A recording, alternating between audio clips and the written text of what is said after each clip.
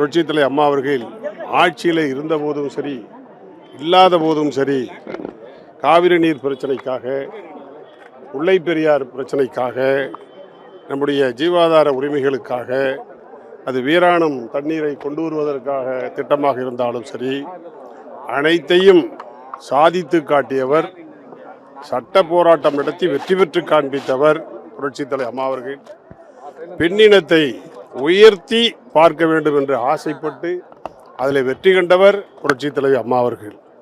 புரட்சித் தலைவி அம்மா அவர்களுடைய ஆட்சி காலம் என்பது தமிழ்நாட்டுக்கு மட்டுமல்ல, இந்திய துணைக்கண்டத்திற்கே ஒரு எடுத்துக்காட்டான ஒரு மிகப்பெரிய மாறுதலை ஏற்படுத்தி தந்திருக்கிற ஒரு உன்னதமான ஆட்சி தான் அம்மாவுடைய ஆட்சி. அம்மாவுடைய ஆட்சியை விஜய் அவர்களுடைய ஆட்சியோடு ஒப்பிடக்கூடாது. ஏனென்று சொன்னால், வாடிய பயிரை கண்ட போதெல்லாம் வாடினேன் என்று வள்ளலார் சொன்னாரே, அதை போல விவசாயிகளாக இருந்தாலும், நெசவாளர்களாக இருந்தாலும், வணிகர்களாக இருந்தாலும், அவர்கள் எந்த மீனவர்களாக இருந்தாலும், அவர்களுக்கு எங்கேயோ அல்லது தமிழர்கள் ஏதோ ஒரு நாட்டில் எங்கேயோ பாதிக்கப்பட்டிருக்கிறார்கள் என்று சொன்னால் கூட தானே பாதித்ததை போல நடவடிக்கைகளை எடுத்தவர் புரட்சித் தலைவி அம்மா அவர்கள். ஆனால் இன்றைக்கு விவசாயிகள் கண்ணீரிலே தத்தளித்துக் கொண்டிருக்கிறார்கள். இதுவரை இருந்த முதலமைச்சர்களில் ஒரு மோசமான முதலமைச்சர் என்று சொன்னால் அவர் விஜய் அவர்கள்தான்.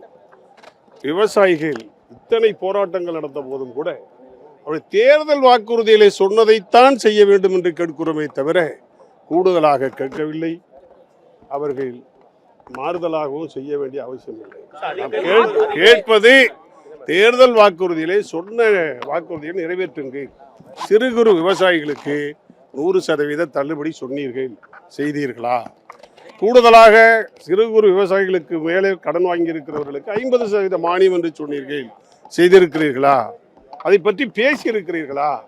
அல்லது கஜானாவில பணம் இல்லை, என்னால் இயலவில்லை, என்னால் இயலாது என்றாவது சொல்லியிருக்கிறீர்களா? எதுவுமே வாய் திறக்காமல் மௌனமாக இருந்து சாதிப்பது என்பது ஒரு மோசமான நிலை. அதனாலே தான் சொல்லுகிறேன், இது ஆட்சி, விஜய் ஆட்சி என்பது சும்மா ஆட்சி. இது மறைக்க அவர்கள் தன்னை தலையிலே முக்காடு போட்டுக் கொள்வதற்கு விதமாக அம்மா ஆட்சி என்று அவர்கள் பேசுகிறார்கள். இதை சொல்றதுக்கு முன்னாடி அக்ரி கிருஷ்ணமூர்த்தி அவர் பேசும்பொழுது ஸ்டிக்கர் ஆட்சி அப்படின்னு விமர்சிச்சிருந்தாரு. அதற்கு சிடி நிர்மல்குமார் அவர் என்ன சொல்றாருன்னா, ஸ்டிக்கருக்கான பேர் வந்து அதிமுகவுக்கு தான் இருந்தது அப்படின்னு உங்களை மீண்டும் சாடுறாரு. அதெல்லாம் அவர் சொல்றதெல்லாம் தவறான செய்தி.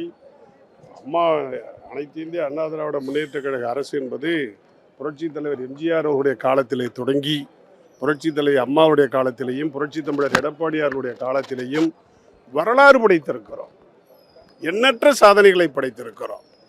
ஒரே ஆண்டிலே 11 மருத்துவக் கல்லூரிகளை கொண்டு வருவது என்பது சாதாரண விஷயமா? எண்ணி பாருங்கள். 6 மாவட்டங்களை பிரிப்பது தருவது என்பது சாதாரண விஷயமா? கொரோனாவில் 0 வருமானம் என்று சொன்னபோது கூட இந்தியாவிலேயே தமிழ்நாட்டு அரசு ஊழியர்களுக்கு, போக்குவரத்து ஊழியர்களுக்கு,